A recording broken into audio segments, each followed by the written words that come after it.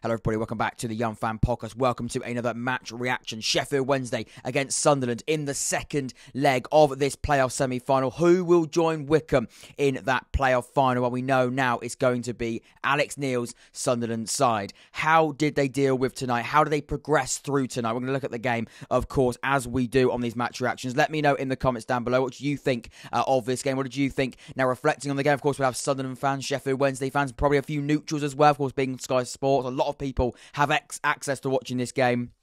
Let me know in the comments down below. Leave a like and subscribe, of course. Lots of content still coming your way. Of course, the playoff final as well. I'll be looking at that very, very soon. But let's not get ahead of ourselves. Have a look at this game first and foremost. How did Sunderland get to that playoff final? And how did Sheffield Wednesday come up against this Sunderland side this evening? Wow. We're going to go first half. We're going to work chronologically, really. Starting that first half, then move on to the second half, and then sort of give my overall thoughts on the game.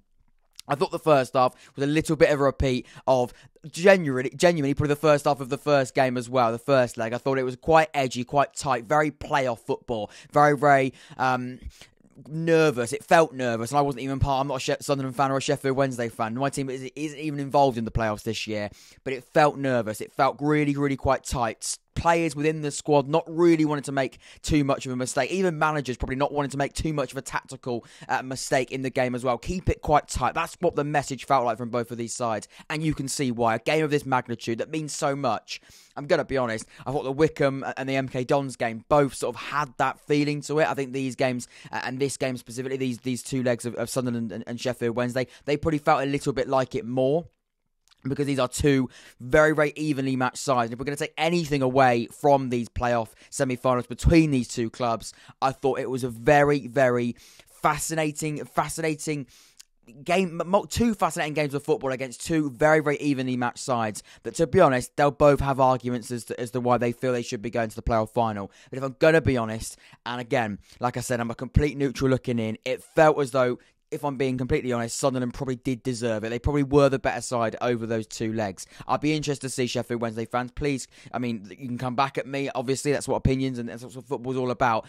Let me know in the comments down below if you do disagree with that. But for me, I did feel like Sunderland probably did, over the two legs, deserve to go through. But again, we'll come on to the goals. We'll come on to sort of the action-packed second half that we saw this evening. I did think, even in that first half, Sunderland will probably would have gone in at half-time the happier side, because they were, I think, the problem with Sheffield Wednesday were at points I felt they were almost playing into the hands of Sunderland. That first half was probably what Alex Neil, other than getting a goal, probably just would have wanted. Can we keep the game very tight? Can we come in 0-0? Let's not go down. Let's not come in 45 minutes 1 or 2-0 down and got to put some serious pressure on that second half. Of course, they did go 1-0 down eventually, but the first half message would be, let's not be 1-0 down. Let's come in at half time. And it was a fiery game of football. It wasn't a brilliant game of football. Like I said, I'm always repeating of what I said in the first half of the first leg. It was a very, very close game of football between two evenly matched sides, and it was very, very lively, not attractive, a lively, fiery game of football. Some really quite cynical challenges from both sides. Yellow cards more than chances created in that first half in particular. A very, very physical game of football. Like I said, against two sides that feel as though they should be playing in the Championship next season. And you can see why. The sides of both of these clubs are absolutely massive, with the fan bases as well as the football club. But if we're going to, again, take anything away from this season, fan base size, history, it means nothing in League One, because of how competitive this division is. We've got sides like Charlton, Ipswich, now Sheffield Wednesday, potentially Sunderland, if they can't get past Wycombe in the final. Of course, they'll feel that they can do, but so will Wycombe. There's some huge sides still in League One, guaranteed in League One next season. You've got Derby, you've got Peterborough, you've got Barnsley. They're going to be coming down as well. So again, history and all of that, of course, it's very, very significant for these represented clubs. However, to get out of this league, you need more than that. You need quality on the night. You need to get through games. You need to get through difficult moments. I felt as though Sunderland, over these two legs, probably dealt with that better. I wouldn't say Sheffield Wednesday were bad at it. I think Sunderland probably were the better side at it. Unfortunately, those fine margins in games and those five margins within aspects of football matches are going to progress you to the bigger moments, the bigger rewards, and ultimately the biggest reward for these sides will be promotion. like I said, Sunderland could easily lose to Wycombe because we know how Wycombe like to play, and we know how they can basically be backs against the wall and definitely wipe a floor against a side they feel they probably aren't favourites against. But again, that's for another day. But in that first half, it was cynical foul to cynical foul. Lots of yellow cards in the end across the entire game. But even in that first half, very, very ill-disciplined from both sides. If I'm going to have a bit of a moan about it, I thought the referee was really, really poor for both of those sides.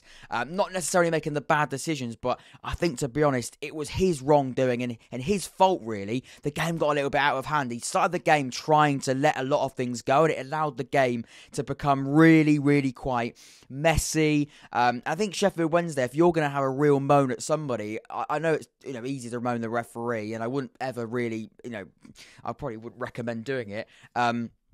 But at the same time, I think the referee didn't help Sheffield Wednesday. He played really to Sunderland's hand, to be honest, because it was just silly fouls after silly fouls from both sides. But because he didn't blow early on these fouls, in the first 5-10 minutes of the game, and it was very, very clear he wanted to let the game go, the players took advantage of it. And that's exactly what Sunderland wanted to happen in the game. You start, slowing the game down, sort of losing rhythm in the game. That's what the side that are winning going into an away leg want to do.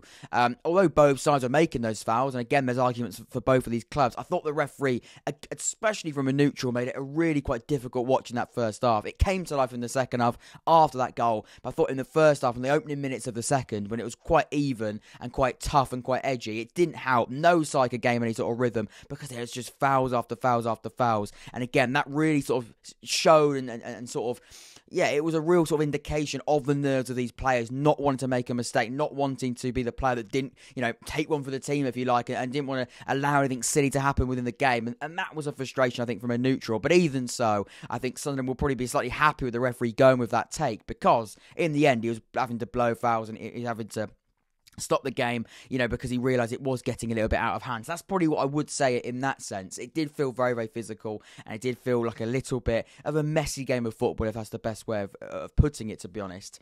I thought defensively, both sides, especially in that first half, were very, very solid, very, very good. I thought Bailey Wright had another brilliant game. I thought the way that Sunderland, I think, blocked the shots, and I think were very, very good in transition, but also very, very good on the defensive, really, in all aspects of the game, were very, very good.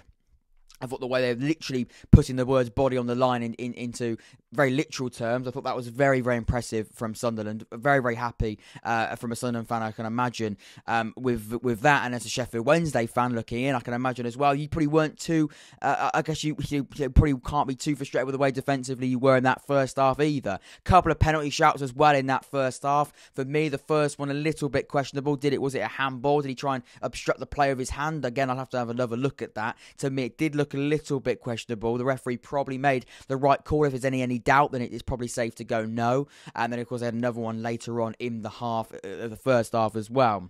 But I thought the second half was really when it came to life. And similar to the first leg, it was obviously Stewart's goal that happened sort of in injury time of the first half, and then the second half was much, much better. I thought the second half was a game where I think Sheffield Wednesday realised they just had to get going. They had to gain sort of rhythm. They had to score that first goal. I think in the second half, you go 2-0 down on aggregate, I think it probably would be game over, and it probably would have felt like game over. And thankfully, they did strike first. And that goal was really, really big. And similar to the goal in the first leg, it opened the game up. It allowed that freedom to take place, and that's so important, I think, for both of these clubs in games like this, where they are really quite high-profile games of football with so much on the line that can be really quite turgid at points. The first goal is really, really important. It was important for this game, to be honest, as a neutral, but also from a Sheffield Wednesday perspective, that they scored first. Sunderland will be very, very disappointed, of course, scoring first. I'm sure they won't be too bothered now with the final outcome. But in the game and in those circumstances of the game, it was so significant that they did get that first goal, to get that breakthrough, to get sort of some rhythm in it. I thought the first goal really woke Sheffield Wednesday up, because I thought, to be honest, the first leg, they were pretty sloppy, really. I think they're quite poor in possession. They had moments, but nothing really that good. This first half of this leg, it was sort of like they had a few chances. They had a few, moments in the game, but no sort of should have scored moments. Not one where you can go in at half time going, we definitely would take that chance. You look back on that and go, if we'd have scored that, we would have been going through it. It didn't really feel like that. A really good bicycle effort from Byers in in that first half. But again, that wasn't a clear-cut chance. I mean, if he'd scored it with a brilliant goal, but not one you'd expect him to score. You come in, second half, you score early, or not really that early. It was about 70-odd minutes, wasn't it? But you score at a good point in the game. It really, really rose the levels of Sheffield Wednesday, and the tempo suddenly just clicked into gear, and that's exactly what needed to happen. And I know we can't talk about hindsight, if much and maybes, and all of that sort of thing. What I would say is, it'd have been fascinating to see if Sheffield Wednesday had scored in the first sort of 20, 25 minutes of the game, or maybe even earlier, how that game would have changed, and how the quality of the game, I think, would have 100% increased for me. I think it'd have been much, much better. I think the tempo would have rose, because the tempo that we saw from the 75th minute till the end of the game was phenomenal. And that was the advert of League One football we want people to see. Because I'm going to be honest, I was going to come on here if it was 0-0 or whatever, or even, definitely 0-0, I'd have probably said that's not a great advert for League One football, though it's not about that, and these clubs won't care whether or not it's a good advert for neutrals. But as a neutral, you do always think, and you look at the game and you go, I mean, that was a tough watch. Fair play to Sunderland, they get through. But in the end, that second half, it really rose the levels. I think we saw a lot of individuals really come to life. I thought the first goal, that the execution, the spot for Barry Bannan to find that pass is absolutely sublime. And we talk about players that can make a difference. I said it in the preview. Players that in moments, in tough moments in games can create moments of magic. That's exactly what I mean. And of course, they lose the game. They won't be going through, but they score early. And one thing I would say is you've got to give Sheffield Wednesday credit, because the way that they took the lead in the game, very, very important. But the goal itself was a brilliant, brilliant move. For me, it was definitely the most clear-cut chance we saw across the game before that.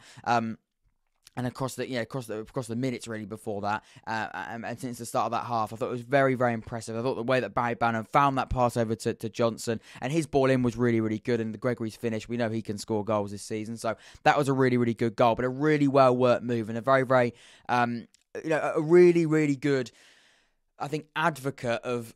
No, that's not the word. A very, very good sort of split second of what Sheffield Wednesday can do this season. A really good